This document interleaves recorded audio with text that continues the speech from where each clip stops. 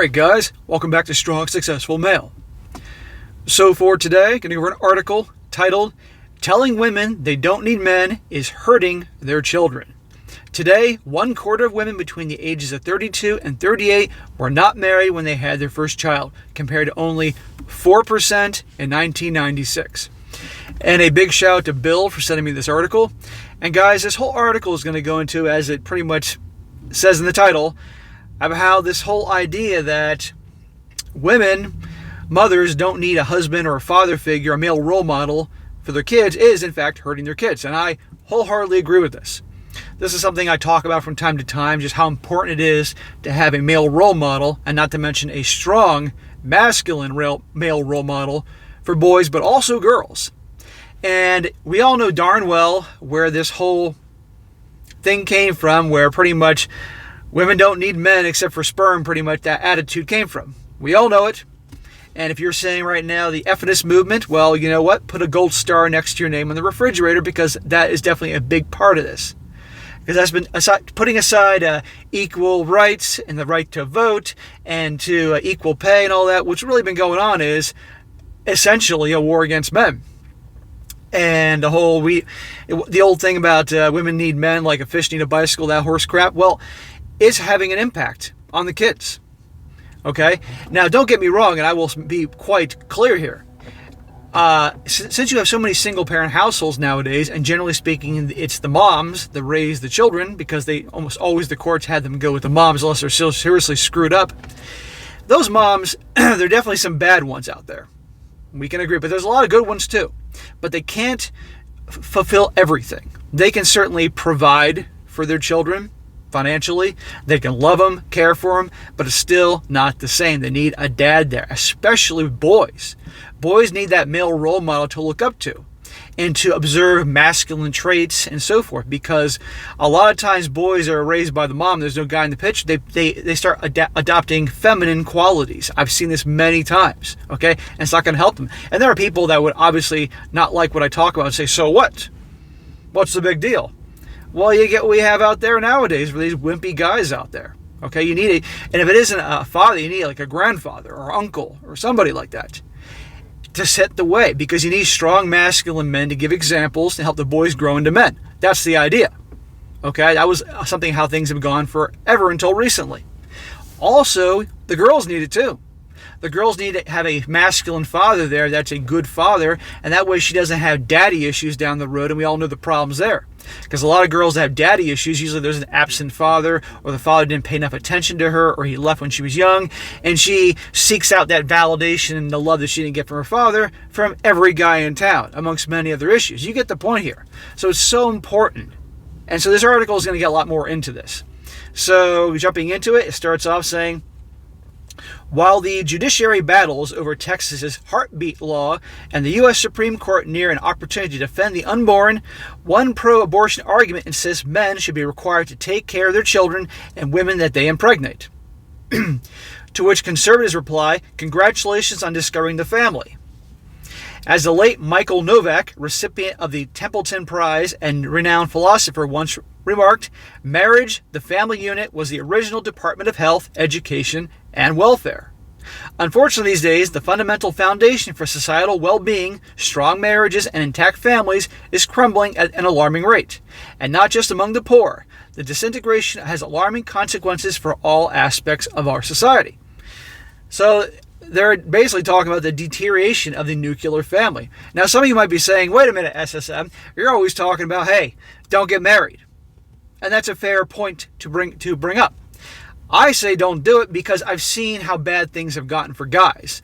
How, on the one hand, how bad things are if things don't work out, which over 60% of the time they don't. How men will get hammered in the family courts. And the kids usually go with the mom, and they get completely just raked over the coals in terms of the deal and the terms. She gets the house, half the assets, the crazy alimony and all that. And so I say don't do that because of how things are in 2021, and not to mention the fact how also when you get married and say I do, the treatment of you starts to change. It really does. And many of you guys call it the bait and switch wife. So until the impacts of feminism on the women's attitudes start to change and the laws become in our favor, I am very much against marriage in modern age. That doesn't mean you still, for you relationship guys, can't have kids, but just if you have kids, you got to be there for them, okay? And fight more, obviously, to get them. Or be, that's the issue here, guys. It's a big mess because they're saying the deterioration of the nuclear family. Well, unfortunately, guys shouldn't be walking around being miserable either. So it's a tough balancing act. But we need to get things back to where they once were. It wasn't such a raw deal for guys, and so forth. But anyhow, on the basis of this article here, you do need a strong nuclear family, but it's been deteriorating, and we know where a lot of that promoting of it, don't need a man, comes from. Anyhow, goes on and says it is not money, but the family that is the foundation of public life, observed James Q. Wilson, a renowned professor of government at Harvard University. As it has become weaker, every structure built upon the foundation has become weaker. Those two statements are applicable in light of a new study from Johns Hopkins University sociologist Andrew Cherlin. He found that over the past 25 years, non-marital childbearing has greatly increased among women on all education levels, with the sharpest percentage increase among women who hold a bachelor's degree or higher. Yeah. Just like it said in the beginning, it said here, today, 1/4 of women between 32 and 38 were not married when they had their first child, compared to only 4% in 1996. Guys, I'm sure there isn't one of you watching this here, especially here in the United States, that doesn't know one woman in that age range that had a kid and wasn't married and is just going off the route that, hey, I can do it on my own. I know multiple women like this. I also know women that are going for the whole in vitro, is that what it is? It's early, I'm not thinking straight, but pretty much the artificial insemination, that route, using medical science to have children. And these women, by the way, that I know, are good-looking women. Let's see here, 40s? Good-looking for 40s, and believe me, when they were younger, 20s and 30s, they were hot, could get any guy, but they were too picky. And now they have to resort to medical science, right? Amongst other women that simply just, they had a kid. End of story. Hey, I can do it myself. More of them out there. And again, by the way, because I know I'm going back and forth here, back to the whole how it's important to have a male role model. We all know darn well, for you guys out there, that generally women, the moms, are easier on the sons. They let the sons get away with a lot more crap than they do their daughters. Moms are always tougher on the daughters, easier on the sons. I've observed this countless times. And even in a good nuclear family, obviously the father's easier on the boys, on the girl, and tougher on the boy. My dad was way tougher on me than my sister. My mom was easier on me than my sister. So this is why you need the parent, you need the father there, because the single moms will let things slide, and the boys need the father to lay down the law sometimes. Anyhow, like I said, it's early. My mind is kind of all over the place this morning. It continues, of that group, and it's going to repeat this, 24.5% of women who were between the ages of 32 and 38 in 2017 through 2018 were not married when they first had their first child. In contrast, in 1996, only 4% of women in that age group were not married when they gave birth for the first time. 1996, that was 25 years ago. Look how much things have changed. Gone from 4% to 24.5, almost 25%. Holy shit. I don't think there's any of you guys that don't know a girl in a situation like that. And so compared to women of other education levels, college-educated women were more likely to be married when they had their second child. Interestingly, in 1996, was just 4 years after then Vice President Dan Quayle was roasted for his Murphy Brown speech in which he criticized American culture's glamorization of single parenting, especially among highly educated women. I remember that whole thing. I was a kid then, but I remember that whole thing, and I'm sure some of you older guys remember that. Now, a couple of decades later, many sociologists from across the political spectrum agree with the former vice president. Unfortunately, the social trends Quayle recognized have resulted in the past quarter century's six-fold explosion in unmarried mothers among college-educated women.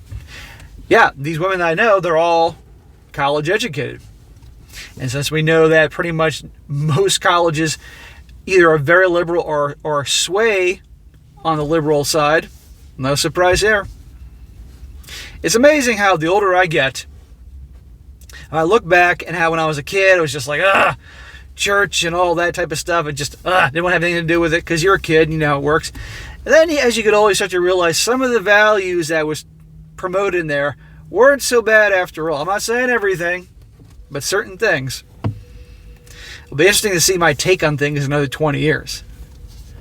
This trend has been exacerbated by three phenomena: the rise in cohabiting couples who have children without getting married, lots of that; the increasing lack of men who have the maturity and means to be good husbands and fathers; and the societal message that says to women that you do not need a man except for his sperm to have and raise a child. There you go. How's that worked out? And notice how they said here, the increasingly lack of men who have the maturity and means to be good husbands and fathers. Let me just say this. I would probably say the majority of guys out there do have the capacity to be good husbands and fathers, but who do all the women tend to want to hook up with and breed with? We all know it. The bad boys, the Chad and Tyrones. They only settle for the nice guys when they realize the clock is ticking. Or they have Chad and Tyrone's child, and they need a nice guy to come marry them to help take care of the bills. Most guys out there, I think, will make great fathers, good men out there. The majority of guys are good, nice guys that would work hard, that would be reliable in terms of income and all that. But so to make it out that just it's a big percentage that are like the Chad and Tyrone, that's bullshit.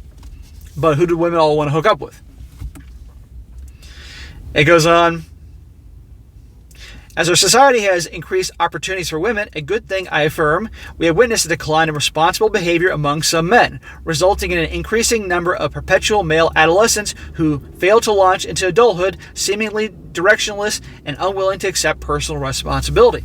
Yeah, because a lot of them were raised by the single-parent household with the mom, and although she may be doing her best and trying to love the boy and provide all that, it's not the same as having a father there that's going to give that boy a solid kick in the ass if he doesn't get his shit together. Because moms generally, like I said before, are easier on boys. You need the strong dad. I always get heat when I talk about this particular subject. Oh, the comments will be coming. I'll be getting the hate comments. I'll be getting the hate emails. Y'all can defend me in the comments section if you see any of that. The issue of missing fathers and apathetic men, regardless of socioeconomic status, has serious consequences for society. Single mothers can be great mothers, but in a single-parent household, there is something lacking that is necessary for a child's emotional and mental development. That something lacking is a loving, self-confident father. Exactly. I mean, they're being honest here. They can be great mothers, and like I said, I know a number of single moms, and they are good moms. They really love their kids, they provide, all that, and they do their best. But still, you still need a guy in the picture. And if the parents get divorced, which, let's be honest, nowadays 60% do, then by God, that dad has got to be there for the kids. Not just the boy, but also the girl as much as possible in their lives. Unfortunately, it's usually the moms are so pissed off at the husband, the ex-husband, they'll do everything they can to distance them from the kids. They need both. Seeking to fill the void left by the absence of a loving father can tempt fatherless girls to become very severely depressed, self-destructive, and, wait for it, sexually promiscuous. What I tell you, I've known some women in my life that have daddy issues, and yes, they most certainly are promiscuous. They definitely have tasted many sausage in town. Depression problems, destructive in varying degrees, yeah. Boys more often deal with that void through anger, rage, or apathy. While we know of single mothers who have done heroic jobs in raising self-confident and successful children, in most cases society reaps the negative consequences of what we have sown over the past 25 years. Children have no concept of an intact family. Yeah. You can't go anywhere or meet anyone that there isn't something like that. Writer Tim Carney perhaps put it best: we are left then with a society where intact families are not the norm, but something of a luxury good. That really is true. That's hardly a healthy foundation. As Wilson pointed out, once the foundation gets weaker, every other structure upon which our society is built gets weaker as well. If you're going to bring the American restoration, we need to start with this foundation first, providing opportunities for both women and men to reach their fullest potential while equipping and encouraging them to be the wives, mothers, husbands, and fathers who are necessary to help raise future healthy generations. Exactly. But, like I said before, until things stop being so much against guys, you're not going to have guys that are going to be willingly going doing this. Like I said, I tell guys, I wouldn't, 2021, how things are, I wouldn't do it. I wouldn't get married. And it's unfortunate it has to be that way. But guys get raked over the coals. How many guys watching this now are divorced? They've been through hell. You survived, you made it, but you've been through hell. Do you want to do that again? Hell no. And how many guys watching these videos I do, amongst many other channels, and known people have been through divorce and gone through hell, and how just they were good fathers, they didn't do anything wrong, good husbands, and still screwed. Until that changes, this ain't going to change. Until the feminist movement people start to wake up and realize just how damaging it is, especially women.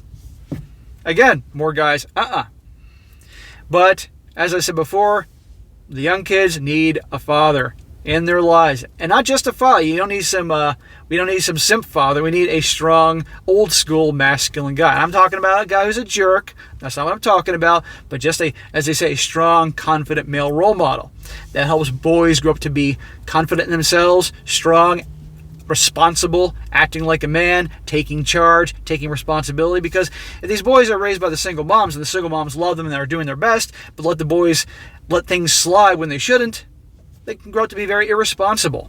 You know, my mom has always said to me, I sound kind of like Forrest Gump. My mom always said that pretty much, a parent, you raise your kids right when they don't need you. It really is truth. When the kids are self-sufficient, can take care of things, be responsible, the parents done their job. Problem is nowadays, a lot of parents, it's more important to them to be their kid's buddy than actually a parent that prepares them for the real world. That's great. If you can do both, awesome. But it's far better, honestly, if you have to be kind of tough for a while. But there's a balance. But anyhow, guys, I thought it was a good one to go over there.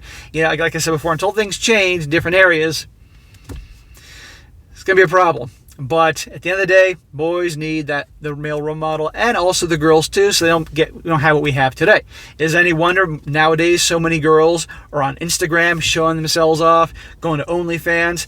I gotta seriously wonder that's due to having a father in the picture growing up, the daddy issues. But that's just me. So anyway, guys, that is it for today. Be sure to comment down below. Let me know what you think about this. Let me know, guys, if this is something you've experienced, you've observed, people that you know about this. I'd like to hear your opinion on this.